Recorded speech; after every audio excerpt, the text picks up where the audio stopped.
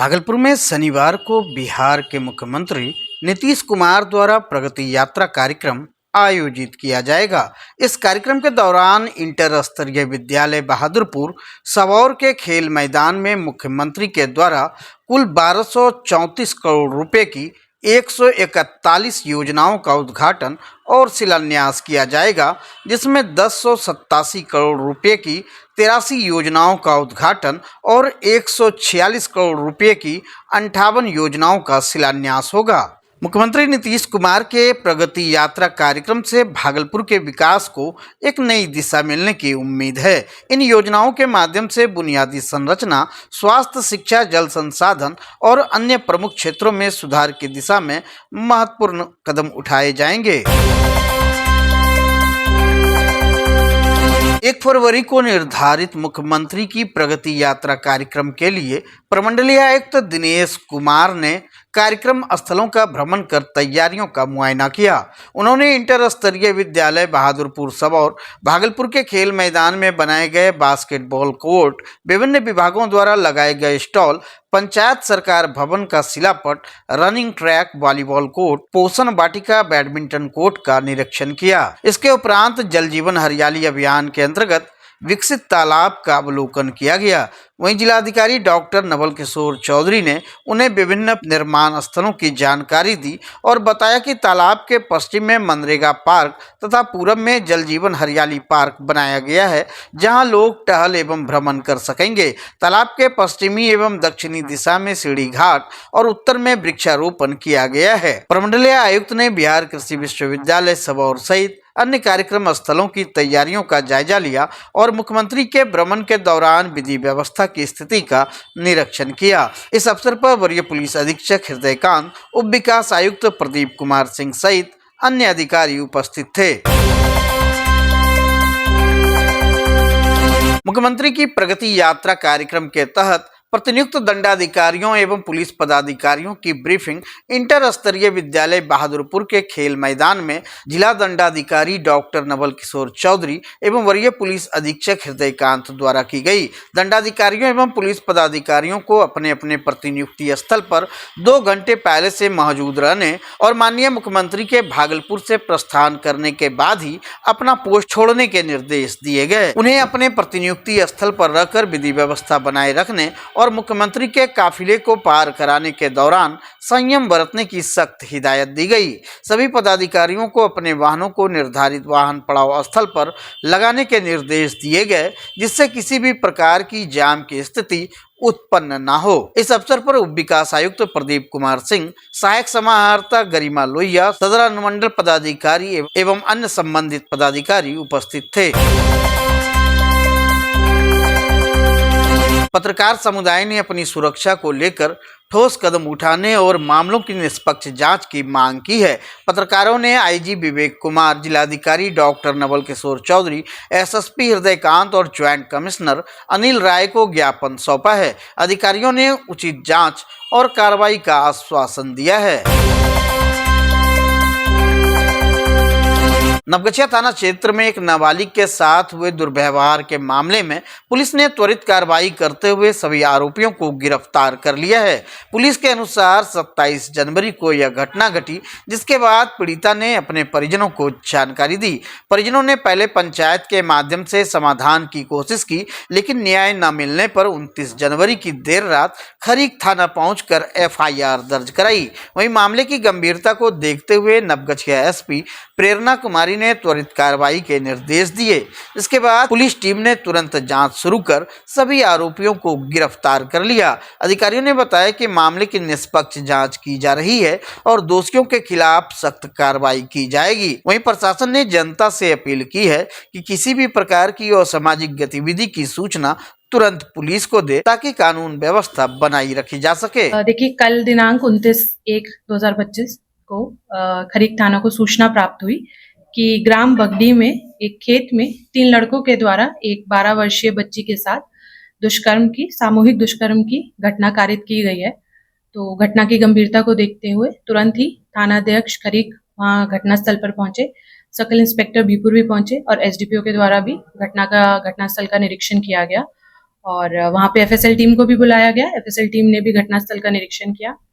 इसके उपरांत क्योंकि घटना बहुत ही हीनियस ये क्राइम था और बहुत ही संवेदनशील थी, तो तुरंत ही एक एसआईटी का गठन किया गया, जिसमें एसडीपीओ नौगछिया के नेतृत्व में और सीआईबीपुर और एसएचओ खरीक एवं जो हमारी टेक्निकल टीम है उनके सभी पुलिस पदाधिकारी और सिपाहीगण ये लोग लग गए और इन लोग के द्वारा आसूचना संकलन करने लग गया। और इन लोग के द्वारा जो टेक्निकल होता है और जो आसूचना संकलन है, दोनों तरीकों से हम लोगों ने इसका अनुसंधान प्रारंभ किया।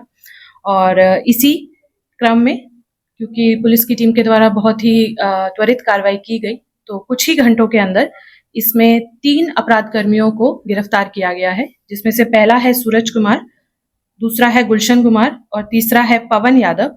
तीनों ही थाना खरीक भागलपुर के हैं और इन लोगों को नौगछिया बस स्टैंड से विधिवत गिरफ्तार किया गया है। और इन लोग से जब पूछताछ की गई तो घटना में एक टोटो का प्रयोग किया गया था, तो उनकी निशानदेही में वो टोटो को भी हम लोगों ने जब्त कर लिया है, विधिवत जब्त किया गया है।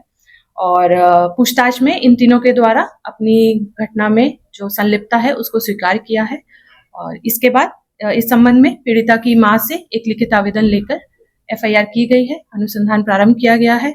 और इसमें जो बच्ची है उसका भी हम लोग जो बयान है कोर्ट में वो करा रहे हैं। और क्योंकि ये बहुत ही हीनियस और बहुत ही संवेदनशील क्राइम था, तो इसमें नौगछिया पुलिस के द्वारा बहुत ही अच्छी कार्रवाई की गई है। तो जो पुलिस टीम जो थी उन लोग को पुरस्कार भी दिया जाएगा।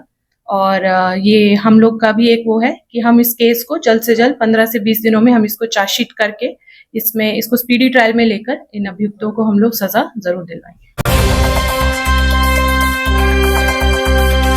भागलपुर में पत्रकारों के साथ हुई मारपीट की घटना के बाद नगर निगम की मेयर घायल पत्रकारों का हाल जानने अस्पताल पहुंची।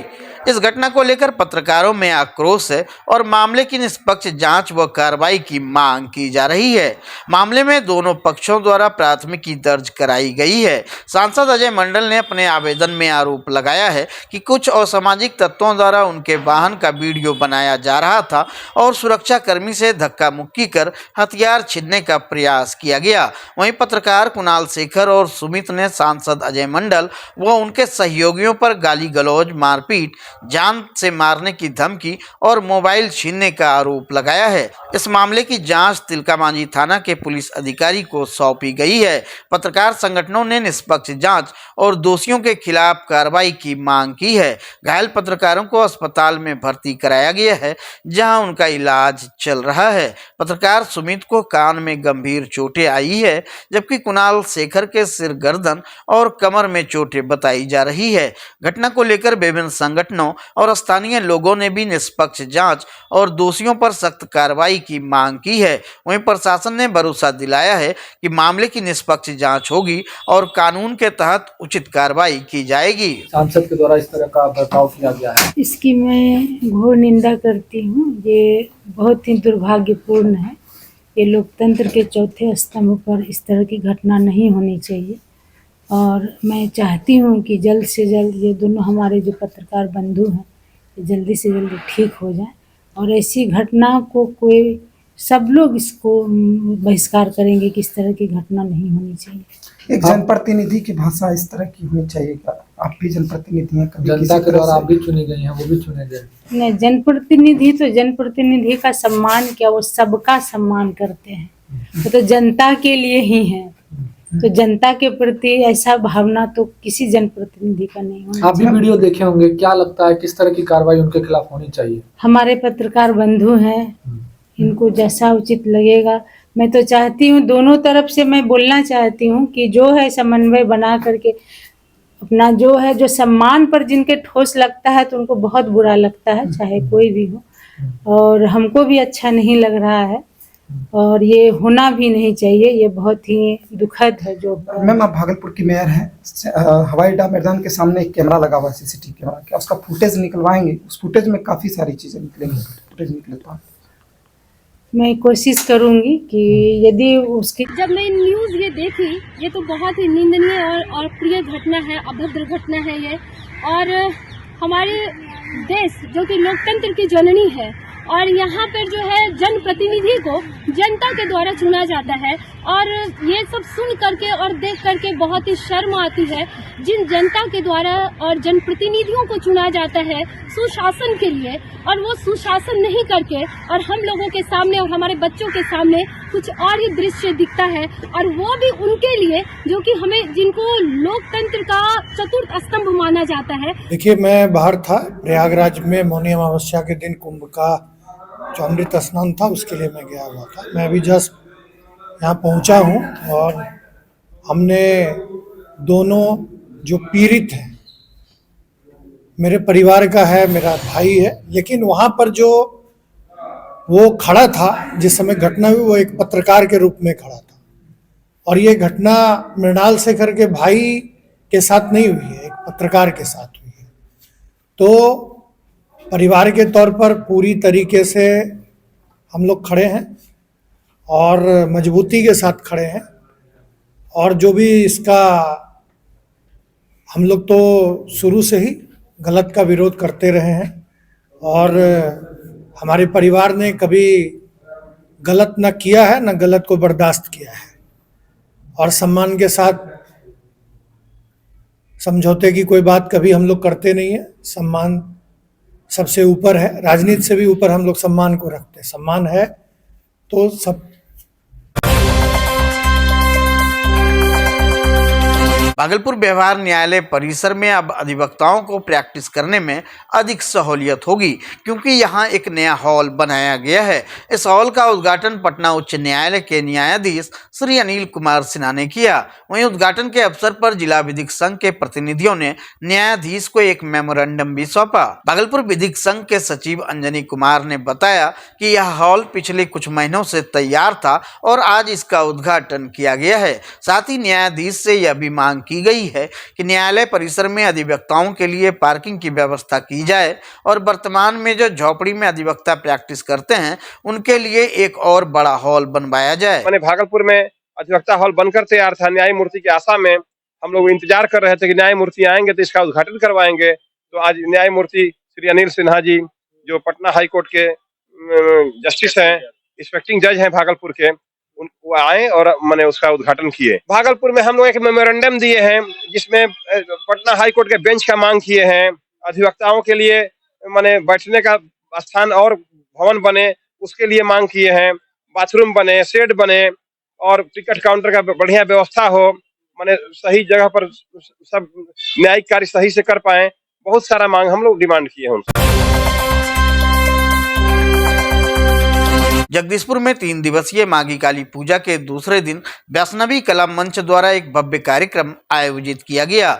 इस अवसर पर गणेश वंदना, सरस्वती वंदना, बांके बिहारी, राधा तेरी चुनरी, मटकी टूट जाएगी, शिव सती, तिरुपति बालाजी और राधा कृष्ण की भव्य झांकियां प्रस्तुत की गई, जो दर्शकों के बीच बेहद लोकप्रिय हुई। लोकनाथ हाई स्कूल के मैदान में इस उत्सव का आयोजन हो रहा है, जहां 3 दिन तक मेले का आयोजन किया जा रहा है। मेले में झूले, तारामाची और अन्य मनोरंजन के साधन मौजूद हैं। खाने पीने की दुकानों और अन्य स्टॉल्स की भी भरमार है, जो मेले का आनंद और बढ़ा रहे हैं। दरअसल इस मेले का प्रमुख आकर्षण मुरादाबाद से आए वैष्णवी कला मंच के कलाकारों का शानदार प्रदर्शन है। राहुल ग्रुप के छोटा राहुल, मुकुंद यादव, सुहानी, बुलबुल खुशी, मोहनी और उनकी टीम के 14 कलाकारों ने अपनी उपस्थिति से दर्शकों का दिल जीत लिया। साथ ही मां काली की भव्य प्रतिमा भी स्थापित की गई और पूजा अर्चना का शुभारंभ भी हुआ। जैसे ही मंदिर के पट खुले, श्रद्धालुओं की भारी भीड़ दर्शन के लिए उमड़ पड़ी। इस आयोजन में अध्यक्ष ओमकार मंडल, कोषाध्यक्ष अशोक कुमार गुप्ता और अन्य प्रमुख सदस्य उपस्थित थे।